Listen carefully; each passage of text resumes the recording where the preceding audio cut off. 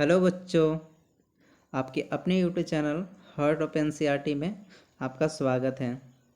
तो आज हम केमिस्ट्री का चैप्टर 1 जिसका नाम है रासायनिक अभिक्रिया यौगिक समीकरण, इसका तीसरा वीडियो को हम लोग देखेंगे। इससे पहले हम 2 वीडियो और बना चुके हैं, ये तीसरा क्लास है। अगर अभी तक आप उस वीडियो को नहीं देखे हैं तो पहले जाके वो दोनों वीडियो को देख लें, ताकि आगे के प्रोसेस के बारे में आपको अच्छी तरह से समझ में आते रहे या आता रहे। उसमें इससे पहले जो 2 वीडियो बनाए गए हैं उसमें बहुत सारा बताया गया है, जैसे कि रासायनिक अभिक्रिया क्या होते हैं, रासायनिक समीकरण क्या होते हैं, रासायनिक समीकरण के प्रकार, उत्पाद, अभिकर्मक, ये सारे प्रोसेस को उसमें बताया गया है। और संतुलित कैसे, कोई भी रासायनिक समीकरण को संतुलित कैसे किया जाता है उसके बारे में भी चर्चा किया गया है। तो आज हम लोग जानेंगे इसमें रासायनिक अभिक्रिया के प्रकार के बारे में। तो देखिए रासायनिक अभिक्रिया के प्रकार, चलिए हम लोग जानते हैं रासायनिक अभिक्रिया के एक एक प्रकार के बारे में। देखिए सबसे फर्स्ट में है संयोजन या संश्लेषण अभिक्रिया। हम लोग संयोजन का मतलब होता है जुटना। संयोजन का मतलब होता है जुटना। देखिए संयोजन या संश्लेषण अभिक्रिया दोनों के ही एक ही बोला जाता है। संयोजन या तो संश्लेषण अभिक्रिया बोल सकते हैं। तो देखिए इसका डेफिनेशन के माध्यम से हम लोग समझेंगे कि संयोजन अभिक्रिया किसे कहा जाता है।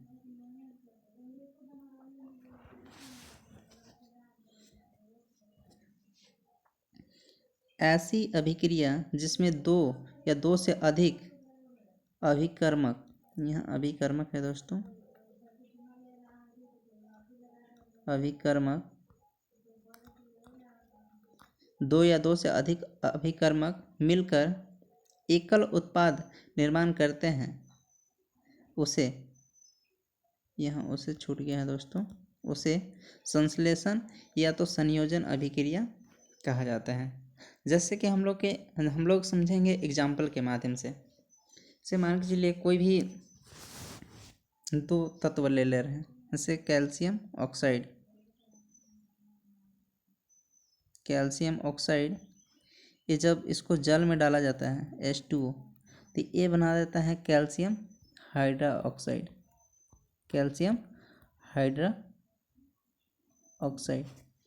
और बहुत सारा ऊष्मा निकालता है। ऊष्मा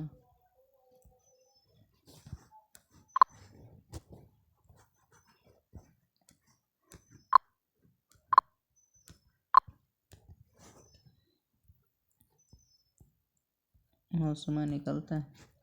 तो देखिए जब कैल्शियम ऑक्साइड जल से अभिक्रिया किया तो कैल्शियम हाइड्रोक्साइड, जैसे देखिए जो हम लोग दीवार पर पेंट करने के लिए जो चूना लाते हैं, तो देखिए जो चूना हम लोग लाते हैं वो होता है कैल्शियम ऑक्साइड। जब उसको जल में मिलाते हैं तो देखे होंगे आप लोग, इस तरह से अगर आप दीवार में पेंट किए होंगे तो देखे होंगे पहले चूना लाते हैं हम लोग, जो कि इस बिना बुझा हुआ चूना रहता है। ये अगर क्वेश्चन पूछेगा, 1 नंबर में क्वेश्चन पूछता है कि बिना बुझा हुआ चूना का सूत्र क्या होता है, तो कैल्शियम ऑक्साइड को ही बिना बुझा हुआ चूना कहते हैं। तो बिना बुझा हुआ चूना जब जल से अभिक्रिया करता है तो ये देखिए, जब ये बिना बुझा हुआ चूना था, इसमें जल डाल दिया तो ये तो बुझ गया, तो ये बुझा हुआ चूना का सूत्र हो गया, यानी कैल्शियम हाइड्रोक्साइड, ये बुझा हुआ चूना का सूत्र होता है। तो क्वेश्चन पूछता है कि बुझा हुआ चूना का सूत्र क्या होता है, तो कैल्शियम हाइड्रोक्साइड। तो देखिए कैल्शियम ऑक्साइड जल से अभिक्रिया किया तो ये बना दिया कैल्शियम हाइड्रोक्साइड। यानी हम लोग देखिए जब हम लोग कैल्शियम ऑक्साइड को जल में डालते हैं तो कैल्शियम हाइड्रोक्साइड हम लोग को प्राप्त होता है। यही कैल्शियम हाइड्रोक्साइड हम लोग दीवार पर क्या करते हैं, लेप लगाते हैं। तो देखिए 2 या 2 से अधिक अभिकर्मक मिलकर एकल उत्पाद का निर्माण करते हैं, उसे संयोजन या संश्लेषण अभिक्रिया कहते हैं। देखिए 2 या 2 से अधिक अभिकर्मक हैं, एकल उत्पाद का निर्माण कर रहे हैं, तो इसे हम लोग बोल सकते हैं कि यह संयोजन या संश्लेषण अभिक्रिया है। एक और एग्जाम्पल के माध्यम से हम लोग समझेंगे।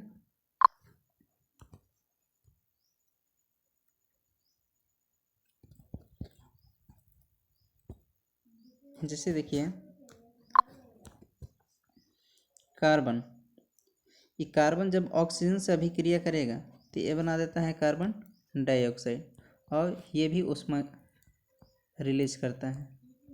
यानी देखिए जब कार्बन ऑक्सीजन से अभिक्रिया किया तो कार्बन डाइऑक्साइड बना दिया, यानी दो या दो से अधिक अभिकर्मक मिलकर एकल उत्पाद का निर्माण कर रहे हैं, तो इसको हम लोग बोल सकते हैं संयोजन या संश्लेषण अभिक्रिया। और देखिए यहाँ पे ऊष्मा निकल रहा है।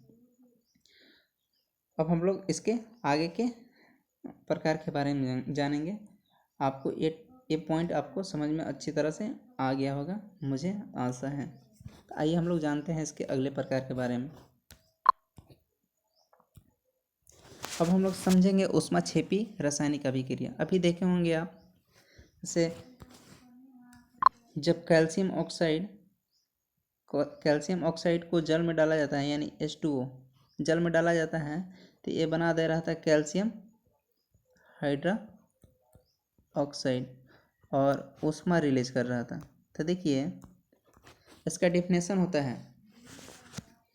कि जिस रासायनिक अभिक्रिया में उत्पादों के साथ ऊष्मा निकलती है उसे ऊष्माक्षेपी रासायनिक अभिक्रिया कहते हैं। इसे आप लोग, इसका डेफिनेशन लिखा हुआ नहीं है लेकिन आप लोग सुनकर लिख सकते हैं कि जिस रासायनिक अभिक्रिया में उत्पादों के साथ ऊष्मा निकलती है उसे ऊष्माक्षेपी रासायनिक अभिक्रिया कहते हैं। जैसे देखिए कैल्शियम ऑक्साइड इस जल से अभिक्रिया किया था और कैल्शियम हाइड्रोक्साइड बना दिया था।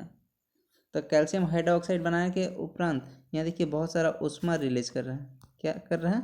ऊष्मा। यानी देखिए यहाँ हम लोग बोल सकते हैं कि यहाँ पे ऊष्माक्षेपी रासायनिक अभिक्रिया हुआ है, क्योंकि देखिए उत्पाद के रूप में ऊष्मा निकल रहा है, तो इसको हम लोग बोल सकते हैं कि यहाँ ऊष्माक्षेपी अभिक्रिया हुआ है। जैसे आप देखे होंगे साग सब्जियों का विघटित होकर कंपोस्ट बनना, मतलब लिक्विड फॉर्म में बनना, ये भी ऊष्माक्षेपी रासायनिक अभिक्रिया का उदाहरण है। जैसे हम लोग सांस लेते हैं, तो ऑक्सीजन लेते हैं हम लोग, तो ऑक्सीजन से हम लोग को एनर्जी मिलता है। यानी देखिए जो ऊष्मा है एक प्रकार का ऊर्जा है, तो जब हम लोग सांस लेते हैं हम लोग को ऊर्जा मिलता है, तो सांस लेना भी यानी श्वसन भी एक प्रकार का है, तो ऊष्माक्षेपी रासायनिक अभिक्रिया है। एक और एग्जांपल के माध्यम से हम लोग समझ ले रहे हैं इसको अच्छी तरह से।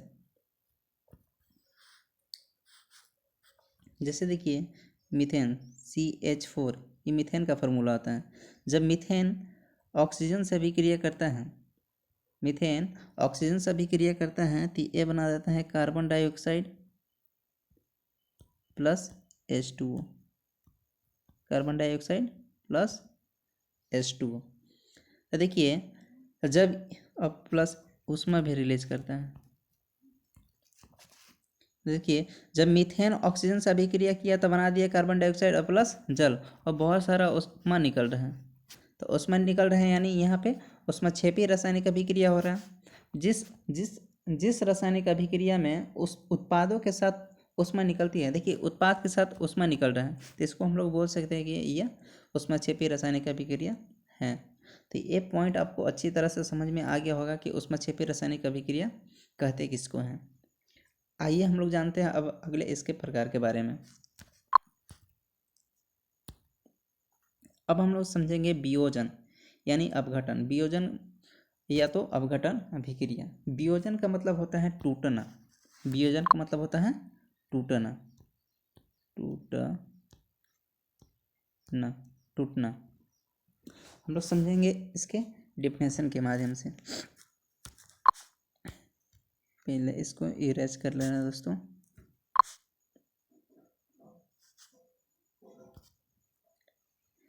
देखिए वैसी अभिक्रिया जिसमें एकल अभिकर्मक टूटकर छोटे छोटे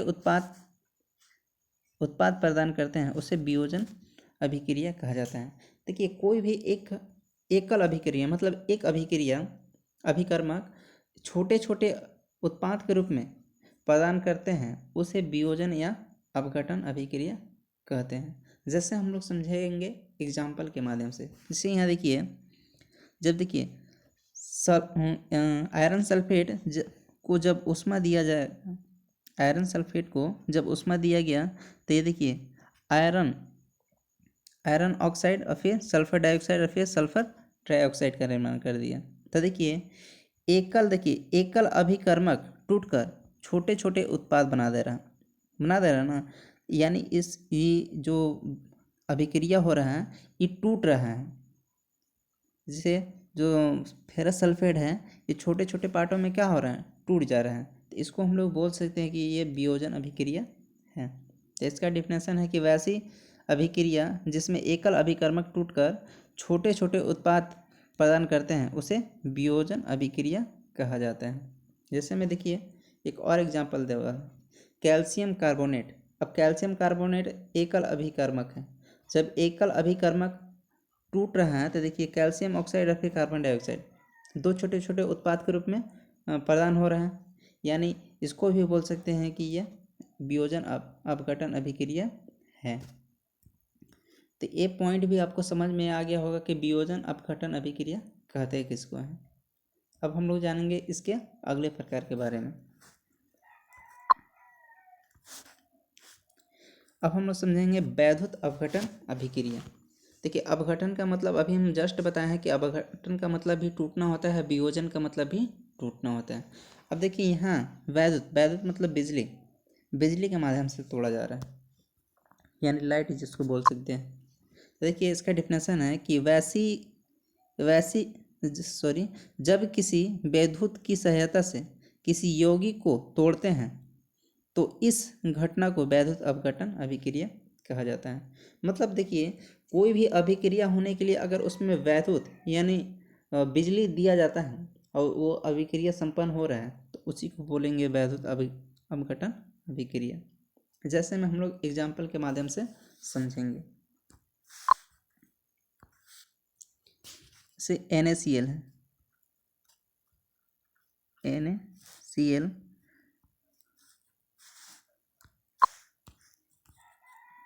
NaCl में जब विद्युत देंगे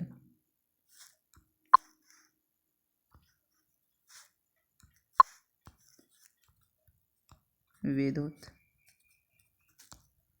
देंगे, देखिए किस किस में टूट रहे हैं। तो Na+Cl अलग अलग हो जा रहा है। तो देखिए NaCl यानी नमक जैसे ठोस उसको में नहीं, नमक पहले हम लोग पानी में घोलेंगे। जब नमक का घोल में अगर विद्युत प्रवाहित किया जाएगा तो Na यानी सोडियम और फिर क्लोरीन में वह टूट जाएगा। यानी हम लोग देखिए इसमें विद्युत की सहायता से हम लोग इसको तोड़ रहे हैं।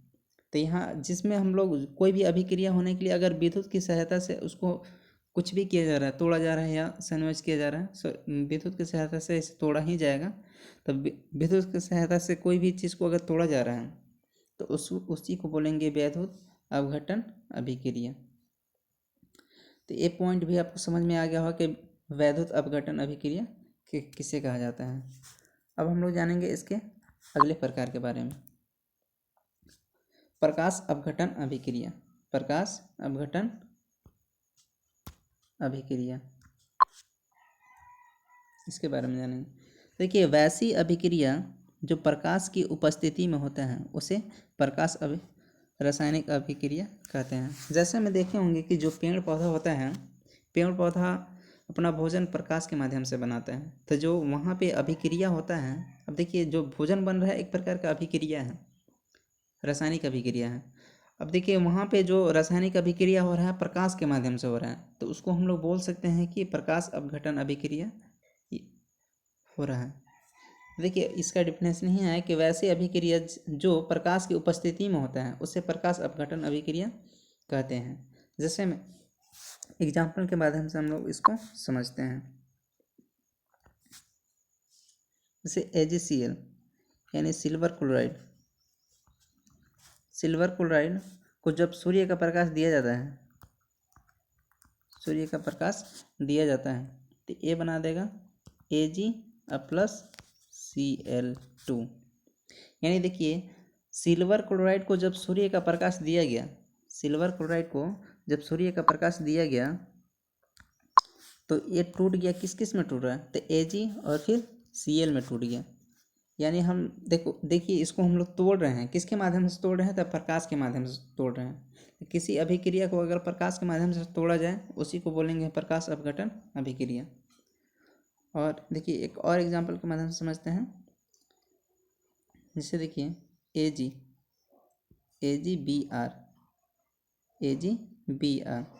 जब Ag यानी सिल्वर ब्रोमाइड को जब सूर्य का प्रकाश दिया जाता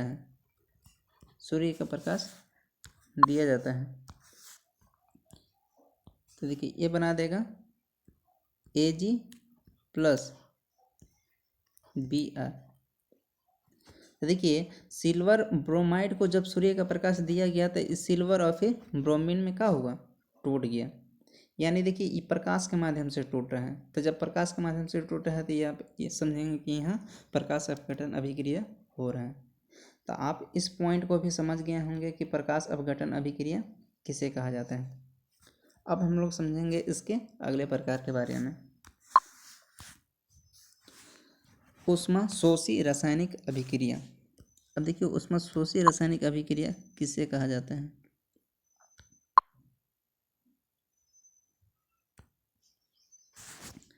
तो वैसी अभिक्रिया जिसमें ऊर्जा अवशोषित होता है उसे ऊष्माशोषी अभिक्रिया कहते हैं। जैसे में देखिए कैल्शियम कार्बोनेट। अब देखिए कैल्शियम कार्बोनेट किसका किसका फार्मूला होता है? तो आप लोग देखे होंगे संगमरमर का पत्थर का फार्मूला होता है कैल्शियम कार्बोनेट। फिर देखे होंगे चूना पत्थर, फिर खड़िया, ये तीनों का फार्मूला एक ही होता है कैल्शियम कार्बोनेट। तो एग्जाम के दृष्टि से बहुत ही महत्वपूर्ण फार्मूला है, इसको याद कर लीजिएगा। तो देखिए जब कैल्शियम कार्बोनेट को जब ऊष्मा दिया जाता है, क्या किया जाता है? ऊष्मा दिया जाता है। तो देखिए यहाँ पे हम लोग किसी भी अभिक्रिया को होने के लिए ऊष्मा दे रहे हैं।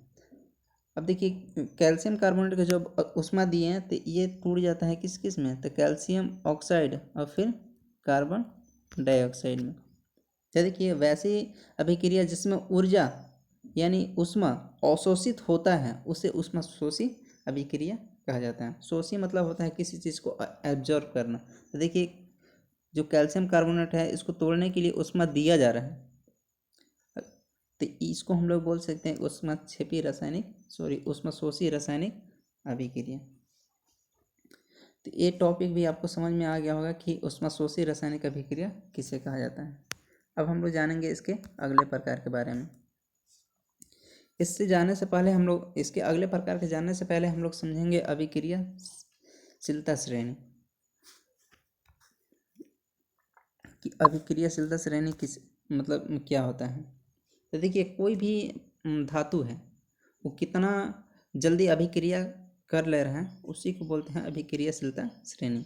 जैसे कि सबसे फर्स्ट में अगर देखा जाए सबसे अभिक्रिया किसी से जल्दी अभिक्रिया कर ले रहा है तो है सब पोटेशियम। कौन है? पोटेशियम। सबसे फर्स्ट में है पोटेशियम, उसके बाद है सोडियम, उसके बाद है कैल्शियम, उसके बाद है मैग्नीशियम, उसके बाद है एल्युमिनियम, फिर जिंक, फिर आयरन, Pb यानी लेड इसी को सीसा बोलते हैं, हाइड्रोजन, कॉपर, Hg यानी इसी को मरकरी, पारा या पारद बोलते हैं, Ag यानी सिल्वर, Ag को ही सिल्वर या तो चांदी, Au इसको गोल्ड या तो सोना बोल सकते हैं। तो अगर इसको याद अगर नहीं करते हैं आप तो आगे की प्रोसेस के बारे में आपको समझ में नहीं आएगा। तो पहले इसको अच्छी तरह से याद कर लीजिएगा अभिक्रियाशीलता श्रेणी। तो आइए अब हम लोग चलते हैं आगे के प्रकार के बारे में जानेंगे, इसको अच्छा से याद कर लीजिएगा आप लोग। अब हम लोग समझेंगे कि विस्थापन अभिक्रिया को ही बोलते हैं एकल विस्थापन अभिक्रिया।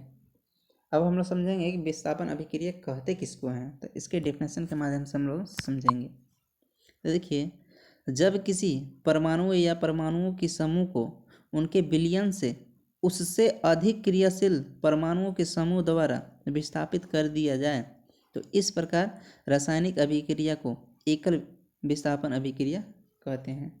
आप लोग डेफिनेशन के माध्यम से आप लोग को समझ में नहीं आया होगा, लेकिन हम लोग एग्जाम्पल के माध्यम से समझेंगे। जैसे देखिए,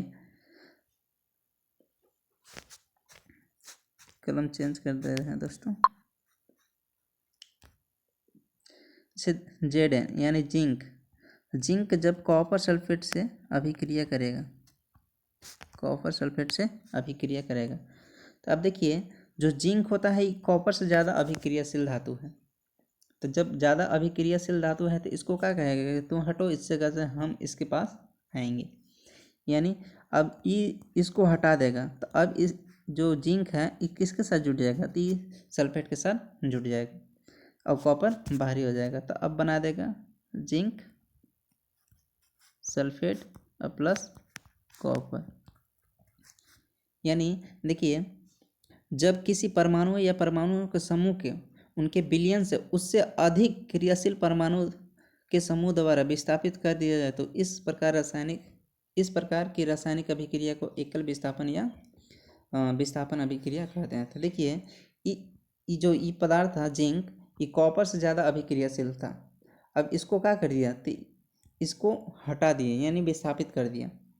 तो विस्थापित किया तो अब इसके स्थान पर आ जाएगा जिंक, और ये कॉपर, ये जो कॉपर है ये बाहर यहाँ आ गया। तो देखिए जब ये जो जिंक था इस सल्फेट के साथ आया तो जिंक सल्फेट बना दिया और ये कॉपर बाहर निकल गया। तो देखिए यहाँ पे जो अभिक्रिया हो रहा है तो ये कौन सा अभिक्रिया हो रहा है, तो ये विस्थापन यानी एकल विस्थापन हो रहा है, एक का विस्थापन हो रहा है, एक ही का ना इसमें विस्थापन हो रहा है, कॉपर का विस्थापन हुआ। अब एक और एग्जाम्पल के माध्यम से समझ रहे हैं। जैसे Fe यानी लोहा जब कॉपर सल्फेट से अभिक्रिया करेगा, कॉपर सल्फेट से अभिक्रिया करेगा तो ये देखिए जो लोहा है ये कॉपर से ज़्यादा अभिक्रियाशील है, जो लोहा है कॉपर से ज़्यादा अभिक्रियाशील है। तो ये ज़्यादा अभिक्रियाशील है तो इसको क्या करेगा, ये विस्थापित कर देगा।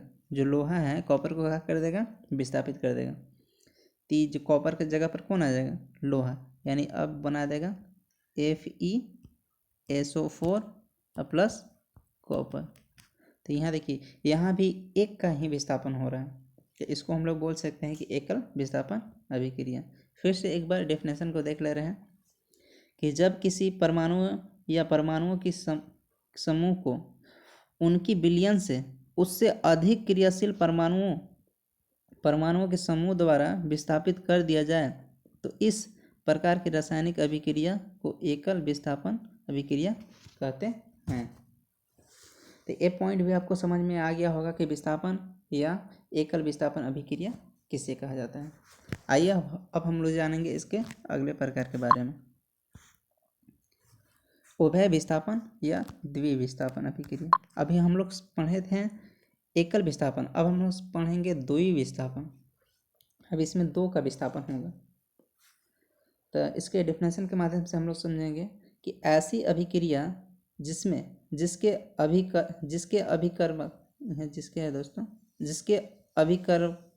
अभिकर्म कारकों के बीच आयनों का आदान प्रदान होता है उन्हें द्विविस्थापन अभिक्रिया या उभय विस्थापन अभिक्रिया कहते हैं। आपको डेफिनेशन के माध्यम से समझ में नहीं आया होगा, तो आइए हम लोग एग्जाम्पल के माध्यम से समझते हैं।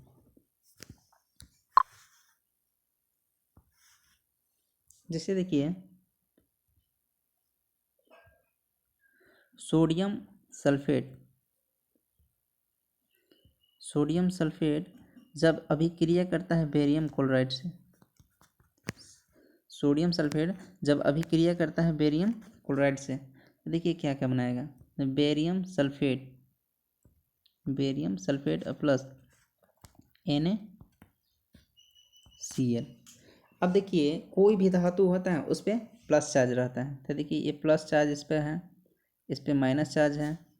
ये देखिए बेरियम भी एक प्रकार का धातु है तो इस पर भी प्लस चार्ज रहेगा, और जो क्लोरीन है एक प्रकार का अधातु है तो इस पर माइनस चार्ज रहेगा।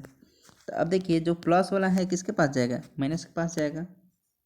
प्लस वाला किसके पास जाएगा, माइनस के पास, और माइनस वाला किसके पास जाएगा, तो ये जाएगा प्लस के पास। तो देखिए जब सोडियम सल्फेट बेरियम क्लोराइड से अभिक्रिया किया तो बेरियम सल्फेट और फिर NaCl यानी नमक का निर्माण कर दिया। या देखिए जो प्लस वाला था ये माइनस के पास चल गया, तो जब जो सोडियम था ये क्लोरीन के पास गया था, ये सोडियम क्लोराइड का निर्माण कर दिया, और जो सल्फेट था ये बेरियम के पास गया तो ये बेरियम सल्फेट का निर्माण कर दिया। अब देखिए इसमें 2 का विस्थापन हो रहा है। अब देखिए इस जो सोडियम था किसके साथ चल गया, क्लोरीन के साथ, और जो बेरियम था ये किसके साथ आ गया, तो सल्फेट के साथ आ रहा है। तो इसमें 2 का विस्थापन हो रहा है, और 2 के विस्थापन के साथ साथ इसमें आयनों का आदान प्रदान हो रहा है। ये आयन के माध्यम से ही ये अभिक्रिया हुआ। तो इसका डिफिनेशन ही है कि ऐसी अभिक्रिया जिसके अभिकारकों के बीच आयनों का आदान प्रदान होता है उन्हें द्विविस्थापन या उभय विस्थापन अभिक्रिया कहते हैं। एक और एग्जाम्पल के माध्यम से समझेंगे। जैसे देखिए सिल्वर नाइट्रेट जब NaCl यानी नमक से अभिक्रिया करता है, NaCl, तो ये बना देगा AgCl प्लस सोडियम नाइट्रेट। अब देखिए जो Ag यानी चांदी है वो एक प्रकार का धातु है, इस पे माइनस चार्ज होगा, इस पे प्लस चार्ज होगा। कैसे कि सोडियम एक प्रकार का धातु है, और क्लोरीन एक प्रकार का अधातु है। तो देखिए जो प्लस है किसके पास जाएगा, तो ई जाएगा माइनस के पास, और जो माइनस है ई प्लस के पास जाएगा। तो देखिए जो प्लस था माइनस के पास गया तो ई बना दिया AgCl यानी सिल्वर क्लोराइड।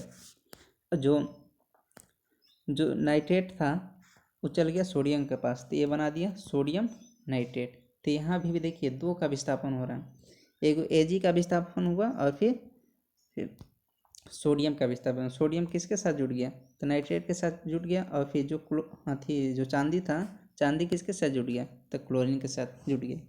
तो यहाँ पे 2 का विस्थापन हो रहा है, तो यहाँ इसको बोलेंगे द्विविस्थापन अभिक्रिया, और इसको उभय विस्थापन के अभिक्रिया के नाम से भी जाना जाता है। आइए हम लोग जानेंगे अब इसके अगले प्रकार के बारे में। अवक्षेपण अभिक्रिया किसे कहा जाता है, तो इसके डिफिनेशन के माध्यम से हम लोग समझेंगे कि वैसी अभिक्रिया जिसमें ठोस पदार्थ विलयन से अलग होकर नीचे अवक्षेप के रूप में बैठ जाता है उसे अवक्षेपण अभिक्रिया कहते हैं।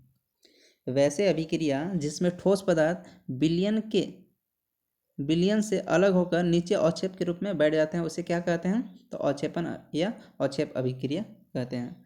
जैसे कि हम लोग एग्जाम्पल के माध्यम से इसको और अच्छी तरह से समझेंगे। जैसे देखिए NaCl, जब NaCl सोडियम नाइट्रेट से अभिक्रिया करेगा, तो ये बना देगा सोडियम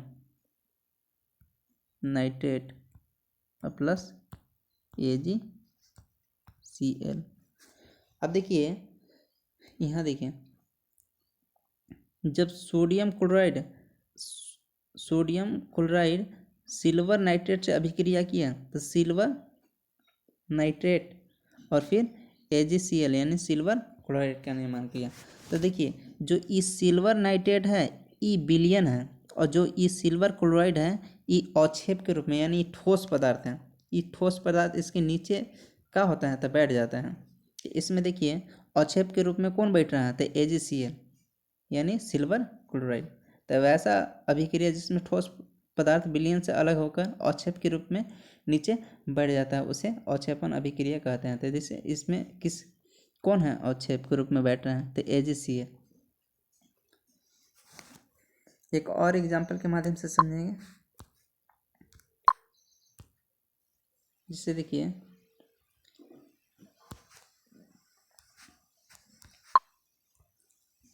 AgNO3 जब HCl से अभिक्रिया करेगा तो ये बना देगा AgCl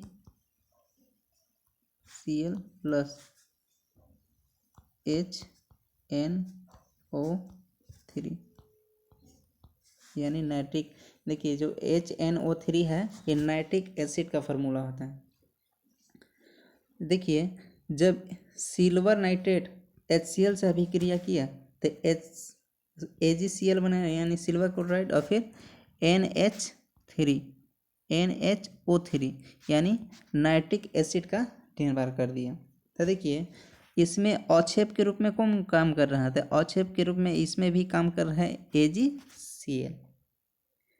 तो इस पॉइंट को आप लोग समझ गए होंगे कि अवक्षेपण अभिक्रिया किसे कहा जाता है। अब हम लोग समझेंगे इसके आगे के प्रकार के बारे में। ऑक्सीकरण या इसी को बोलते हैं उपचयन अभिक्रिया। देखिए वैसी रासायनिक अभिक्रिया जिसमें ऑक्सीजन जुड़ता है और हाइड्रोजन टूटता है उसे ऑक्सीकरण या उपचयन अभिक्रिया कहते हैं। जैसे देखिए कोई भी अभिक्रिया में ऑक्सीजन जुड़ रहा है और हाइड्रोजन टूट रहा है तो उसी को बोलते हैं ऑक्सीकरण या तो उपचयन अभिक्रिया। जैसे कि हम लोग एग्जाम्पल के माध्यम से इसको अच्छी तरह से समझेंगे। जैसे देखिए कॉपर जब ऑक्सीजन से अभिक्रिया करेगा तो ये बना देगा कॉपर ऑक्साइड। क्या बना दिया, कॉपर ऑक्साइड। अब देखिए कॉपर में जाके ऑक्सीजन जुट गया तो देखिए अभी हम लोग पढ़े हैं कि ऑक्सीजन का जुटना और हाइड्रोजन का टूटना उपचयन और ऑक्सीकरण अभिक्रिया कहलाता है। तो देखिए कॉपर में कौन जुट रहा है, ऑक्सीजन जुट गया जाके, तो यहाँ ऑक्सीजन जुट रहा है यानी इसमें कौन सा अभिक्रिया हो रहा है, तो ऑक्सीकरण या उपचयन अभिक्रिया हो रहा है। एक और एग्जाम्पल के माध्यम से समझेंगे। जैसे देखिए कार्बन ऑक्सीजन से अभिक्रिया करेगा तो ये बना देगा कार्बन डाइऑक्साइड। तो देखिए कार्बन के साथ कौन जुट गया, तो ऑक्सीजन जाके जुट गया। अब देखिए इसमें भी ऑक्सीजन जुट रहा है तो यहाँ भी उपचयन या ऑक्सीकरण अभिक्रिया हो रहा है। फिर देखिए सल्फर जब ऑक्सीजन से अभिक्रिया करेगा तो सल्फर डाइऑक्साइड का निर्माण कर रहा है। तो सल्फर के साथ कौन जुट गया, तो ऑक्सीजन जुट गया, यानी यहाँ भी ऑक्सीजन जुट रहा है। तो ये सब जितना भी एग्जाम्पल है ये सब किसका एग्जाम्पल है, तो ऑक्सीकरण या उपचयन का एग्जाम्पल है। तो ऑक्सीकरण आपको अच्छी तरह से समझ में आ गया होगा। अब हम लोग समझेंगे इसके आगे के प्रकार के बारे में।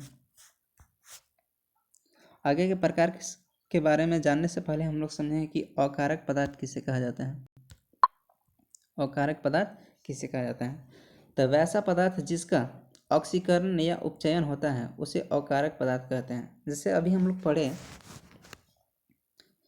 जैसे जब कार्बन ऑक्सीजन से अभिक्रिया किया तो क्या बनाया था, तो कार्बन डाइऑक्साइड बनाया था। तो देखिए जिसका ऑक्सीकरण होता है वैसा पदार्थ जिसका ऑक्सीकरण या उपचयन होता है उसे अकारक पदार्थ कहते हैं। तो देखिए किसका ऑक्सीकरण हो रहा है, तो इसमें कार्बन का ऑक्सीकरण हो रहा है, कार्बन के साथ ही न जाके ऑक्सीजन जुट रहा है, तो इसमें अकारक पदार्थ कौन हो जाएगा, तो कार्बन हो जाएगा। कौन हो जाएगा, कार्बन।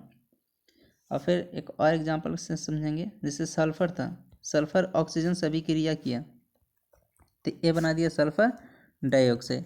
अब देखिए जो सल्फर में ऑक्सीजन जाके जुट रहा है तो ऑक्सीकारक पदार्थ कौन हो जाएगा, तो ऑक्सीकारक पदार्थ हो जाएगा सल्फर, क्योंकि जो ऑक्सीजन है इस सल्फर के साथ जाके जुट रहा है। तो डिफिनेशन ही इसका वैसा ही है कि वैसा पदार्थ जिसका ऑक्सीजन या उपचयन होता है उसे अकारक पदार्थ कहा जाता है। तो ये पॉइंट भी आपको समझ में आ गया होगा कि अकारक पदार्थ किसे कहा जाता है। अब हम लोग समझेंगे इसके आगे के बारे में। तो देखिए अब हम लोग समझेंगे अभिक्रिया के अगले प्रकार के बारे में जिसका नाम है अपचयन अभिक्रिया। तो पहले समझेंगे इसके डेफिनेशन के माध्यम से कि अपचयन अभिक्रिया किसे कहा जाता है। तो देखिए इसका डेफिनेशन कि वैसी अभिक्रिया जिसमें ऑक्सीजन टूटता है और हाइड्रोजन जुड़ता है उसे अपचयन अभिक्रिया कहा जाता है। देखिए उपचयन में हम लोग पढ़े थे कि उसमें ऑक्सीजन जुट रहा था और हाइड्रोजन टूट रहा था, लेकिन जस्ट उसका उल्टा है अपचयन अभिक्रिया। इसमें ऑक्सीजन टूटता है और हाइड्रोजन जुटता है। तो जिसमें ऑक्सीजन टूटेगा और फिर हाइड्रोजन जुटेगा उसको बोलेंगे अपचयन अभिक्रिया। अब हम लोग समझेंगे इसके आगे की बातों को। पहले हम लोग समझेंगे कि ऑक्सीकारक पदार्थ किसे कहा जाता है। अब देखिए उसमें पढ़ रहे थे अकारक पदार्थ, तो इसमें समझेंगे ऑक्सीकारक पदार्थ। तो वैसा पदार्थ जिसमें ऑक्सीजन का अपचयन होता है उसे ऑक्सीकारक पदार्थ कहा जाता है। तो जिसमें ऑक्सीजन का अपचयन होता है मतलब ऑक्सीजन जुड़ता नहीं है, ऑक्सीजन टूटता है। इसे देखिए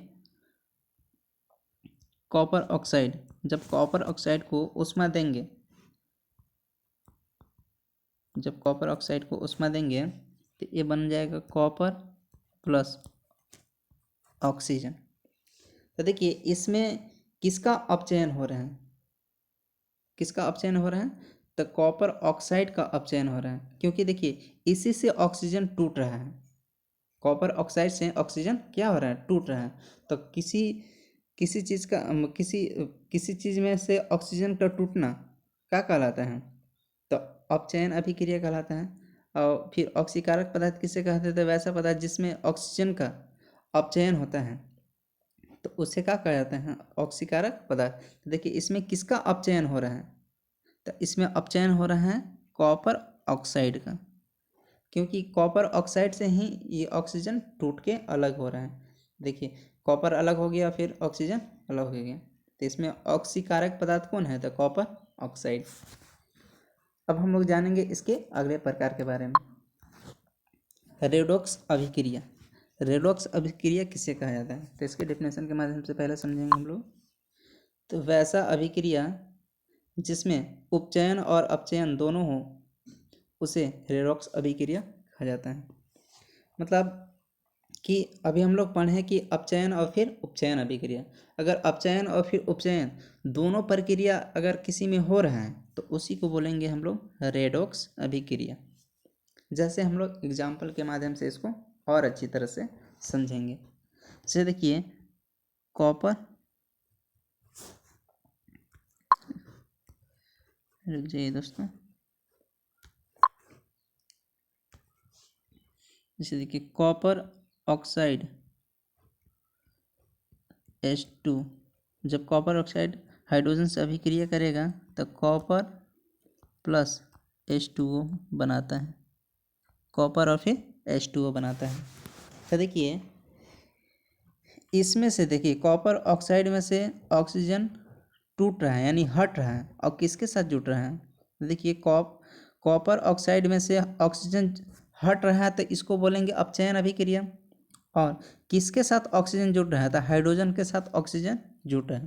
तो किसी चीज कोई भी पदार्थ में ऑक्सीजन अगर जुड़ता है तो उसको बोलते हैं उपचयन अभिक्रिया, और ऑक्सीजन हटता है तो उसको बोलते हैं अपचयन अभिक्रिया। तो देखिए कॉपर ऑक्साइड से ऑक्सीजन हटा था और किसके साथ जुट गया, तो हाइड्रोजन के साथ जुट गया। देखिए कॉपर ऑक्साइड के साथ ऑक्सीजन हटा तो यहाँ खाली कॉपर बचेगा, और देखिए जल में जुटा हाइड्रोजन में जुटा तो जल का निर्माण कर दिया। तो देखिए यहाँ दोनों प्रोसेस हो रहे हैं, यानी अपचयन भी हो रहा है और फिर उपचयन भी हो रहा है। तो अपचयन और उपचयन हो जाएगा तो उसको बोलेंगे रेडॉक्स। एक और एग्जांपल के माध्यम से हम लोग इसको अच्छी तरह से समझेंगे। जैसे देखिए जिंक ऑक्साइड जब कार्बन से अभिक्रिया करता है तो ये बनाता है जिंक प्लस कार्बन मोनोऑक्साइड। तो देखिए जो जिंक ऑक्साइड है, जिंक ऑक्साइड से ऑक्सीजन हटा और किसके साथ जुट गया, तो कार्बन के साथ जुट गया। तो देखिए इसमें भी दोनों प्रोसेस हो रहा है, ये ऑक्सीजन हटा तो किसके साथ जुट गया, तो कार्बन के साथ जुट गया।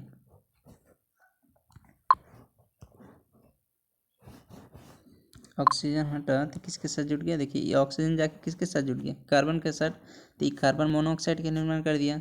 और जिंक ऑक्साइड से ऑक्सीजन हटा तो देखिए खाली जिंक बचेगा। तो जिंक ऑक्साइड से ऑक्सीजन हट गया यानी टूट गया, तो उस यहाँ तो अपचयन हो रहा है, और फिर देखिए कार्बन के साथ ऑक्सीजन जुट रहा है तो यहाँ तो उपचयन हो रहा है। तो यहाँ दोनों प्रोसेस हो रहे हैं, यानी अपचयन भी हो रहा है फिर उपचयन भी हो रहा है। तो यहाँ इसको भी बोल सकते हैं कि यह रेडॉक्स अभिक्रिया का एग्जाम्पल है। तो ये पॉइंट भी आपको अच्छी तरह से समझ में आ गया होगा कि रेडॉक्स अभिक्रिया किसे कहा जाता है। अब हम लोग जानेंगे इसके आगे के प्रकार के बारे में,